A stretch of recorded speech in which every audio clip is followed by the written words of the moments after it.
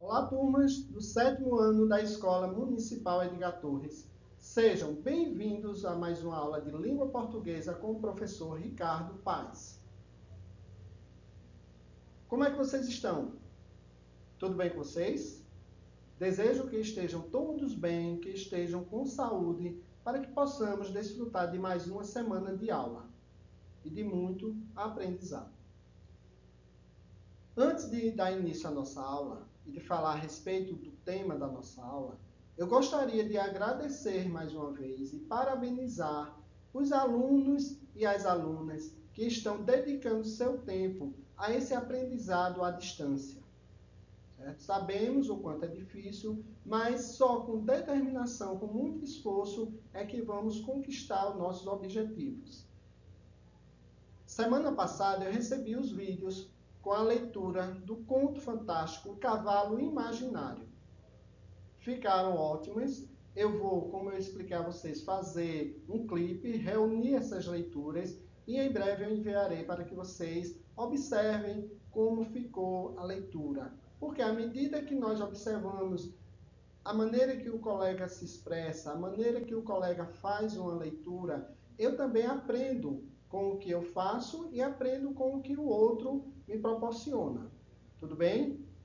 Hoje, o tema da nossa aula é sinais de pontuação. No decorrer dessa aula, nós vamos identificar e compreender a importância dos sinais de pontuação na escrita. Nós vamos ver a função desses sinais e entender o que significa, né? O porquê utilizar esses sinais em certos momentos. Tudo bem, pessoal? Sejam bem-vindos, bons estudos, vamos à aula.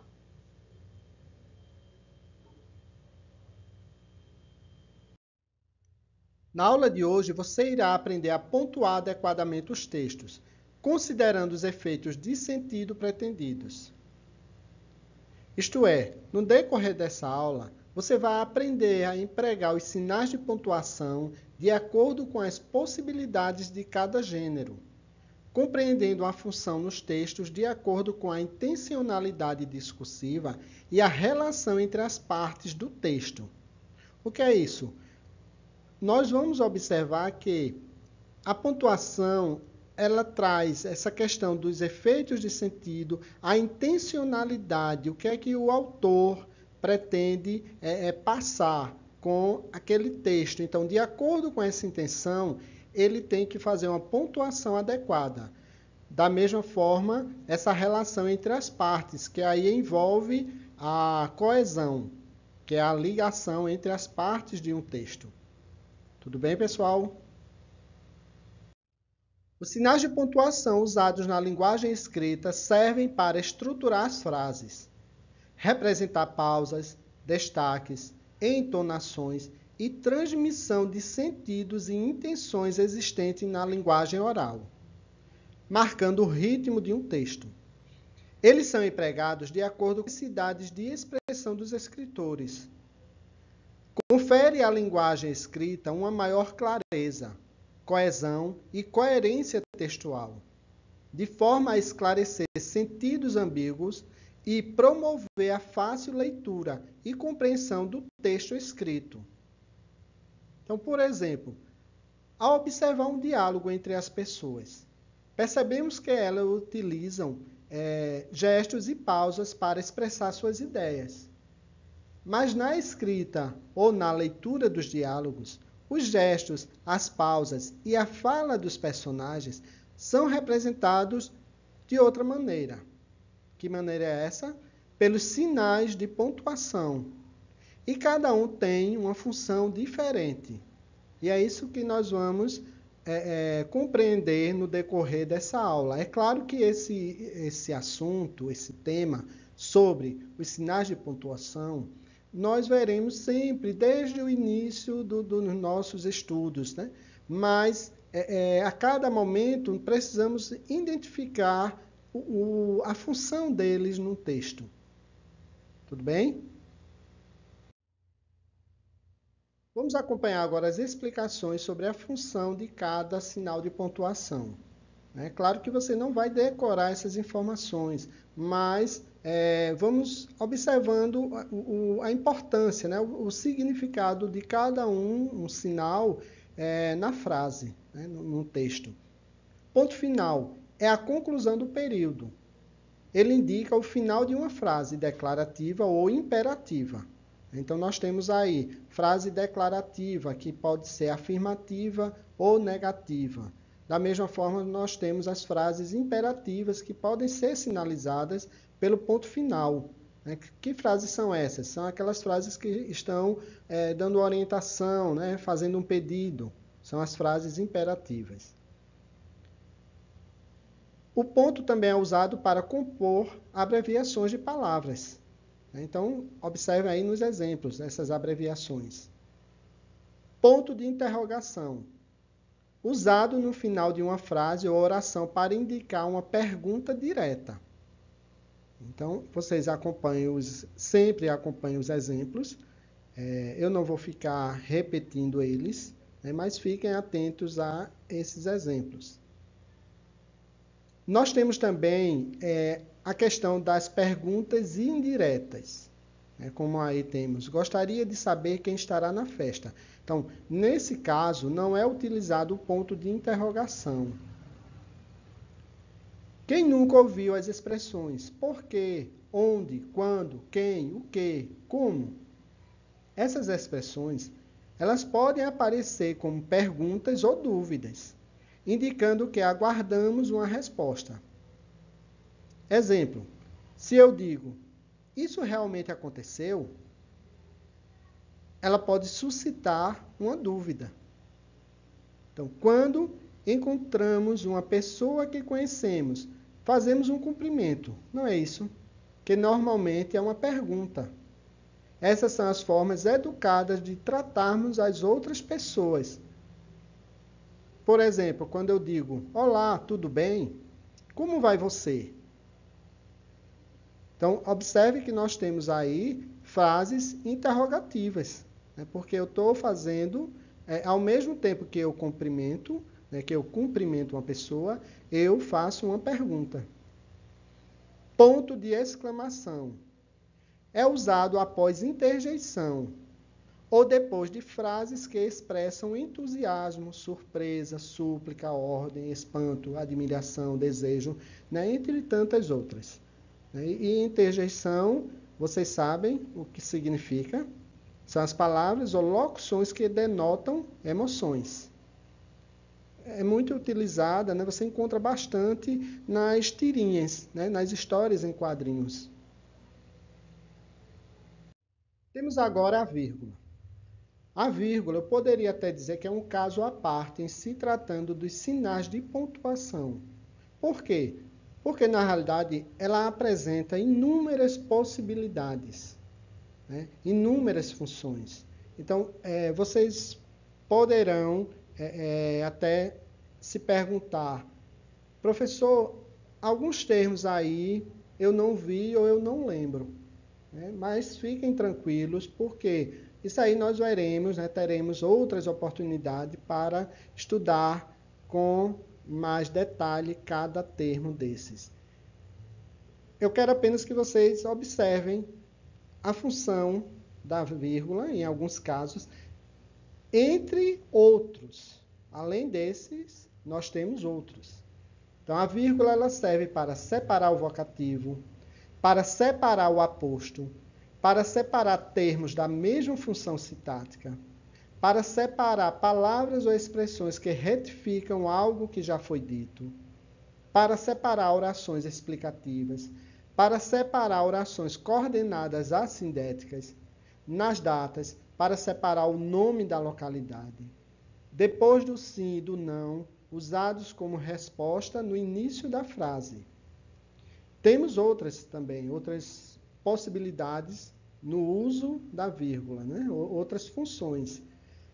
Mas gostaria de destacar que vocês encontrarão aí nesses exemplos as palavras em negrito.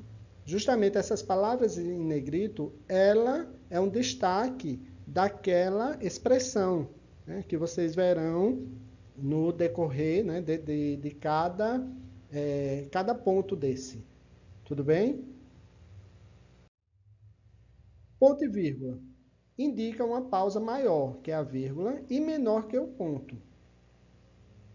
Ponto e vírgula é usado para separar as orações coordenadas que já apresentam vírgula no seu interior, separar orações coordenadas que formam antítese com conjunções subentendidas, separar as partes principais de um período quando as partes secundárias estão separadas por vírgulas, e separar itens de uma enumeração ou considerando de um decreto. Sentença, parecer, petição ou equivalentes. Então, temos também várias possibilidades no uso do ponto e vírgula.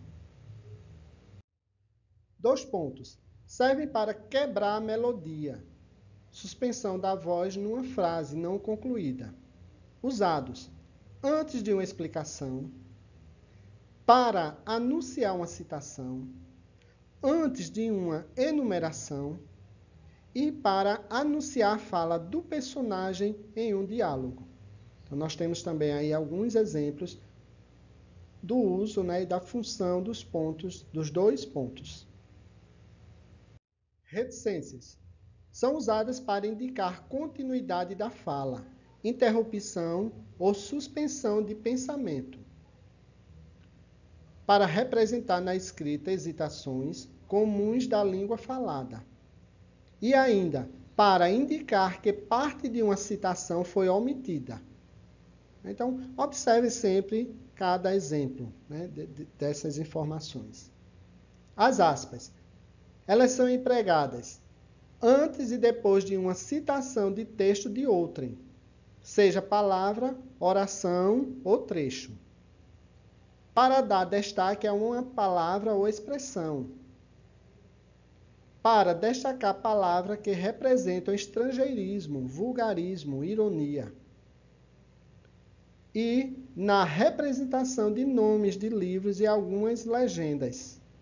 Certo? Então, nós temos também essas funções aí das reticências e das aspas. Parênteses. Quando se quer explicar melhor algo que foi dito ou para fazer comentário ou reflexão, então vocês vão encontrar exatamente isso, os parênteses trazendo, né, explicações, né, de algo que foi dito. Travessão. No discurso direto, indica a fala do personagem ou a mudança de interlocutor nos diálogos. Então, ele é usado nos diálogos para indicar a mudança de interlocutor, indicar, né, quem fala. Separar orações intercaladas, explicações ou aposto, desempenhando as funções da vírgula e dos parênteses. Isolar palavras ou orações com o objetivo de realce, colocar em evidência uma frase, expressão ou palavra. E para indicar itinerários. Então, nós temos essa utilização aí do travessão e dos parênteses. Acompanhe essa explicação que traz exemplos bem significativos para que você possa compreender que uma mudança de lugar de um sinal de pontuação modifica totalmente o sentido, podendo haver uma quebra na estrutura da frase. Então, por exemplo, uma vírgula fora do lugar muda completamente o sentido da frase. Observe. No exemplo 1, José, Maria e o cãozinho Rex foram passear. No exemplo 2, José, Maria e o cãozinho Rex foram passear. Na frase 1, Maria, José e o Rex foram passear. Já na frase 2, José Maria saiu sozinho com o Rex para passear. Então, observe que nós temos aí na frase 2 um nome composto. Então, nós temos José Maria, que é um nome composto, indicando que é apenas uma pessoa. Na frase 3, Maria, Pedro, meu amigo, não veio à escola. Na frase 4. Maria, meu amigo Pedro, não veio à escola. Quem não veio à escola? Ou seja, quem é o sujeito da ação? No exemplo 3 e no exemplo 4. Nós temos na frase 3, sujeito é Pedro. Na frase 4, sujeito, meu amigo Pedro. Ou seja, observamos que nós temos aí o mesmo sujeito. Maria, nas duas frases, é o vocativo. Ou seja, o que é isto? É o termo da oração por meio do qual chamamos ou invocamos algo ou alguém, real ou imaginário. E meu amigo, na frase 3, é o aposto. O que significa? Que é o termo que explica, que caracteriza seu antecedente. No caso, Pedro. Então, o aposto é a informação que nós trazemos sobre Pedro, certo? É como se fosse uma explicação, é um termo adicional. Observe também que nunca separe sujeito do predicado com a vírgula. Por exemplo, Pedro não veio à aula. Está correto, ok. Já Pedro não veio à aula. Incorreto. Por quê? Porque Pedro é o sujeito.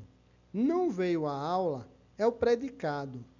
É aquela informação que apresentamos sobre Pedro. Então, é toda aquela informação a respeito de Pedro. Então, não deve ser separada por vírgula. Ok, pessoal? Compreendam também que, através do estudo que nós tivemos, claro, de uma forma resumida, porque sinais de pontuação nós precisamos sempre dialogar a respeito deles, e ficar muito atento na hora de escrever. Mas percebam que todos os sinais de pontuação são importantes, cada um cumprindo o seu papel na estrutura frasal. Então, não existe aquela de dizer que um sinal de pontuação é mais importante que o outro. Cada um desempenha a sua função no texto, a sua função numa frase. Ok? Agora nós partiremos para as atividades, para o exercício. E assim você vai compreender a importância de escrever um texto com a pontuação correta de acordo com o contexto, verificando os conhecimentos sobre os sinais de pontuação com a realização desses exercícios. Então, observem nos exercícios as informações que são apresentadas para reforçar esse aprendizado inicial, essa aula que ela foi, de uma forma mais sucinta, apresentada para vocês. Tudo bem?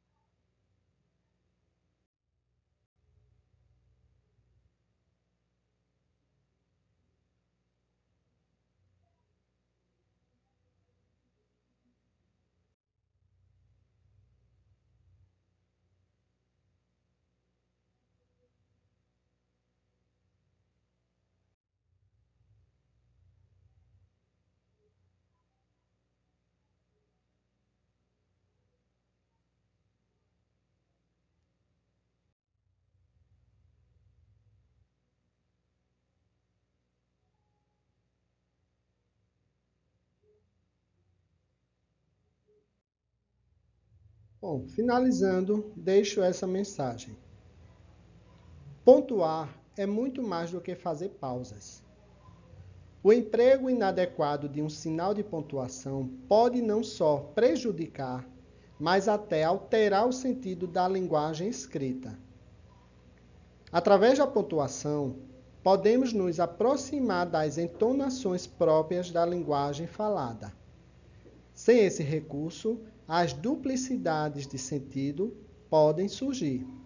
Então, observem a importância dos sinais de pontuação, né? Momento que vocês forem escrever. Ok? Pessoal, tenham uma ótima semana, façam as atividades, fiquem com Deus e até a próxima.